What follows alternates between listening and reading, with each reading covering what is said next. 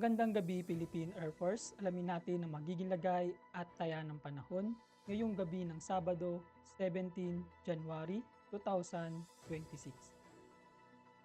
Ang minomonitor nating bagyo na si Tropical Storm Ada ay huling namataan kaninang hapon sa coastal water ng Pandan, Catanduanes. Taglay ang hangin na umaabot ng 85 km/h malapit sa gitna at may pagbugso na umaabot hanggang 105 km/h. Kumikilos ito, Ilaga Kanluran na may bilis na 10 km/h. Ngayong gabi ay makakaapekto nga ito dito sa Bicol Region, eastern portion ng Central Luzon, kasama na dyan ang Aurora. Samantalang ang Northeast Monsoon or hanging amihan ang patuloy na makakaapekto sa Northern Luzon. Para naman sa track ni Bagyong Ada sa susunod na oras ay patuloy itong kikilos, Ilaga Kanluran at pagsapit nga ng linggo or bukas magsisimula na itong magbago ng direksyon, iikot o babalik ito sa Eastern Visayas dahil nga yan sa lakas ng Northeast Monsoon. At inaasahang magiging low pressure area na lamang ito sa araw ng Huwebes. Nakataas naman ang wind signal number 2 sa Catanduanes, Camarines Sur, Albay at eastern portion ng Camarines Norte.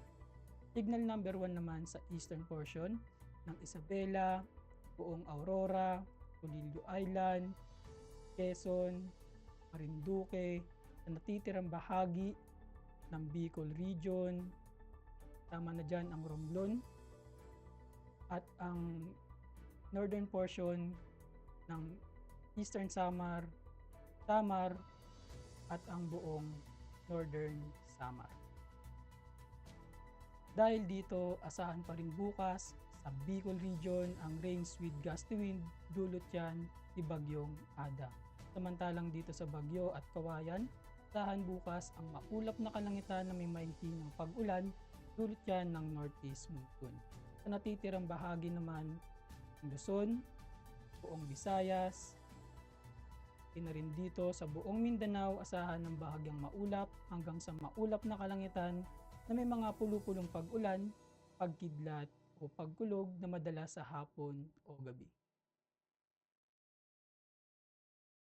Para naman sa magiging lagay at taya ng panahon sa loob ng 3 araw, simula Lunes hanggang Miyerkules sa Metro Manila, Cavite, na rin dito sa Angeles, Puerto Princesa, Kalayaan Island, Mactan, Zamboanga at Davao, asahan ng bahagyang maulap hanggang sa maulap na kalangitan na may mga pulupulong pag-ulan, pagkidlat o pagkulog.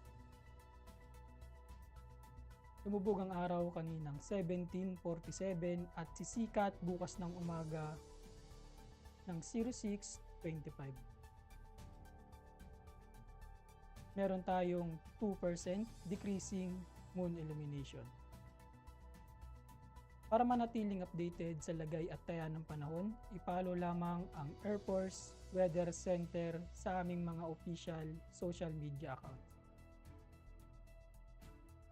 Yun lamang po ang lagay ng panahon ngayong gabi. Sa ngalan ng aming commanding officer na si Colonel Alvin Jan Pugador, PAP GSC, o si Sergeant Antonio Emrilio Jr., Philippine Air Force, weather broadcaster ng Air Force Weather Center. Muli, magandang gabi Philippine Air Force.